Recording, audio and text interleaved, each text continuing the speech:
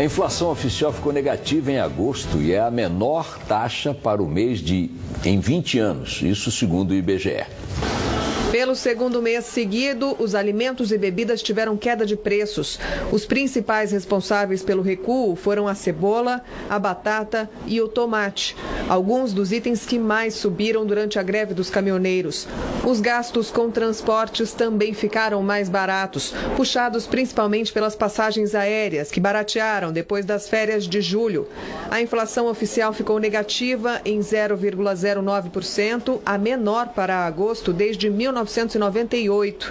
Nos últimos 12 meses, a taxa permanece próxima à meta para este ano, que é de 4,5%. A Petrobras anunciou hoje uma nova política de preços para a gasolina. Em vez de diários, os reajustes passam a ser quinzenais. Há mais de um ano, a Petrobras tem feito correções diárias no preço da gasolina. O valor atingiu nesta semana recorde nas refinarias. Em um mês, a alta acumulada passa de 13%. Agora, a estatal afirmou que vai manter o valor do litro por até 15 dias, recorrendo a instrumentos financeiros de proteção para compensar eventuais perdas com a variação cambial. O objetivo é aumentar o período de estabilidade do preço da gasolina. Segundo o diretor financeiro da Petrobras, a medida poderá se estender para o diesel. O ar polar que cobre o centro-sul do Brasil começa a perder força, mas a última madrugada ainda foi bem gelada em toda a região. Em São Paulo, a temperatura chegou a ficar abaixo dos 10 graus, uma das mais baixas do ano. Nos trechos de serra do sudeste, os termômetros se aproximaram de zero.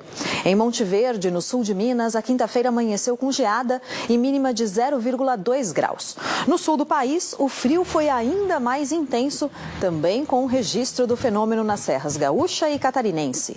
Em São Joaquim, a temperatura ficou abaixo de zero e geou pela terceira vez nesses primeiros 6 dias de setembro. Um frio que chegou para valer a apenas 16 dias para a chegada da primavera.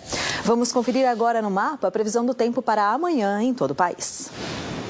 As últimas imagens de satélite mostram um céu com pouca nebulosidade na maior parte do país, influência da massa de ar seco, que dificulta a formação de áreas de instabilidade. No centro-sul ainda temos a influência do ar polar, mesmo ele perdendo força. Nos pontos mais altos dos trechos de serra, uma chance pequena de ocorrência de geada ao amanhecer. Mas logo o sol aparece e as temperaturas entram em elevação. Nesta faixa que vai do sul da Bahia até a costa da Paraíba, com os ventos úmidos que sopram no mar, pode chover um pouco. E também do norte do Maranhão ao oeste da Amazônia, algumas instabilidades tropicais provocam pancadas de chuva. Já em toda a área clara do mapa, aí o feriado segue ensolarado, com temperaturas altas à tarde, mas uma madrugada ainda mais fria nessa área azul do mapa. Mínima prevista de 8 graus em Curitiba, 12 em Campo Grande e 11 graus em São Paulo, onde a máxima deve chegar aos 25 graus. 27 no Rio de Janeiro e 35 em Cuiabá e também em Teresina.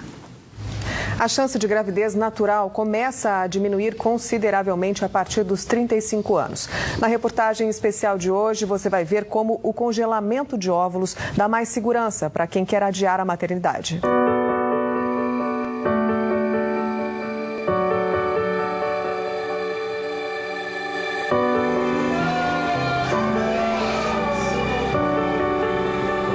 Foram 9 anos tentando.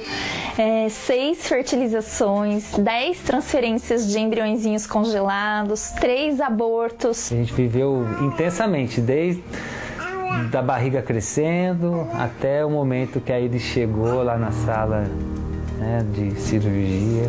Aí eu olhei ela gritando. Foi emocionante. 8 de novembro de 2017. Neste dia, Brisa e Alessandro experimentaram as primeiras emoções como pais. Quando a Iris nasceu, parecia que eu estava flutuando na sala de cirurgia, no centro cirúrgico, e eu olhava assim de cima tudo que estava acontecendo. E quando eu peguei ela no colo, o Alessandro ficou com ela no colo, a gente, é verdade, é real, ela existe, ela tá aqui.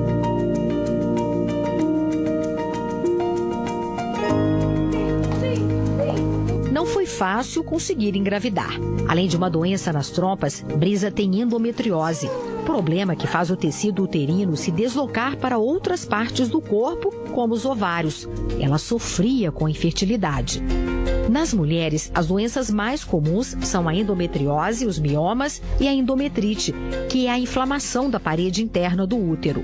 Entre os homens, os principais problemas são os espermas de baixa qualidade e em pequena quantidade. Foi o caso da Rebeca e do Tiago. Ela tem hipertiroidismo e ovário policístico. E ele tem poucos espermatozoides. Eu não tinha nenhum sintoma físico. Fiz o espermograma, o exame que a gente faz para avaliar a quantidade e a qualidade. E o meu problema é que eu tinha pouco número de espermatozoides. Apesar de todas as dificuldades, o casal se uniu ainda mais até a chegada do Lucas. A infertilidade trouxe pra gente uma união muito maior. Eu e ele tínhamos problema, eu e ele queríamos engravidar. Saúde reprodutiva é um problema de saúde pública, porque está muito mais comum. Você tem que ter um controle ginecológico sobre a sua fertilidade. Quando se fala em fertilidade, é como se as mulheres não parassem de descer uma escada.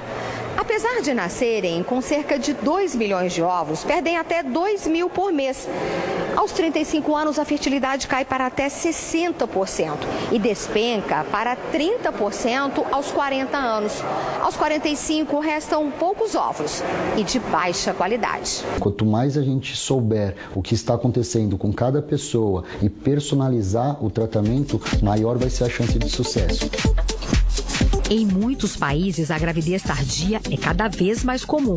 Por causa do trabalho, muitas mulheres esperam mais tempo para planejar a família. A descoberta da pílula anticoncepcional na década de 60 permitiu que a mulher escolhesse quando ficar grávida.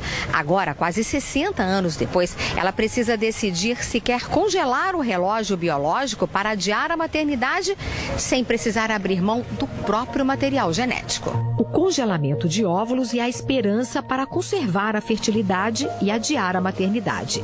Mas assim como a fertilização in vitro, o custo é alto, R$15 mil.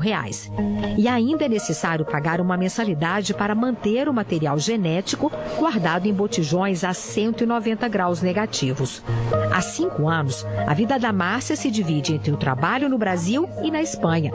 Como é especialista em reprodução, ela sabe que está correndo contra o tempo na missão de conciliar a vida profissional com o desejo de ser mãe.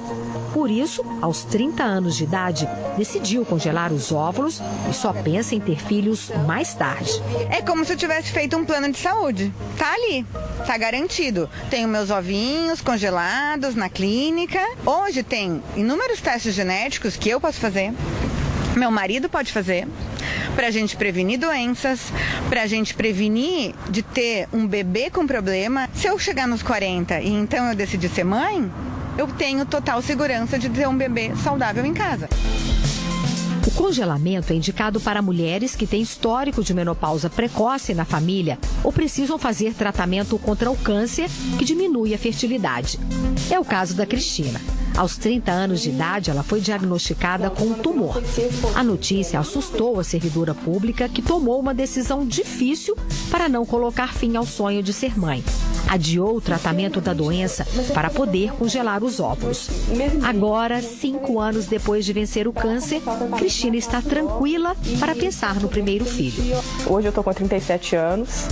Esses óvulos que estão lá congelados, a gente brinca aqui em casa no freezer, eles têm 33 anos, são óvulos novos.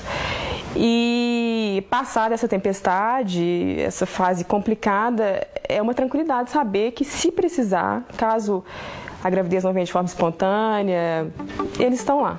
E eu tenho a quem recorrer, se for o caso.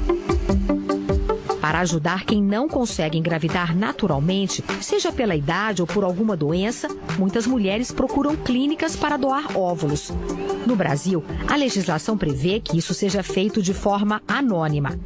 A Johanna tem 20 anos e é a esperança de várias famílias. Em breve, ela será doadora pela segunda vez. O material coletado em laboratório será congelado e preservado, até que apareça alguém interessado nas mesmas características físicas da estudante. Eu me coloquei no lugar de uma possível mulher que gostaria muito de engravidar e não consegue. Então, por isso eu acho válido, não vejo problema em passar por esse esforço. É uma coisa que deixa a gente mais tranquilo, tanto no tratamento quanto hoje em dia, né? Se eu precisar, eu sei que é só descongelar. Tá no freezer? Tá no freezer. Aqui em casa a gente brinca que são os nossos congeladinhos. Na última reportagem da série, as novas e mais modernas pesquisas sobre reprodução assistida no mundo, que trazem mais precisão para criar e selecionar embriões e aumentam as esperanças de quem sonha em ter filhos. A seguir, novas informações sobre o atentado contra Jair Bolsonaro. Esfaqueado, o presidenciável está sendo operado em Minas Gerais. E ainda, a produção de veículos em agosto sobe e é a maior em um mês nos últimos 4 anos. Daqui a pouco, no Jornal da Band.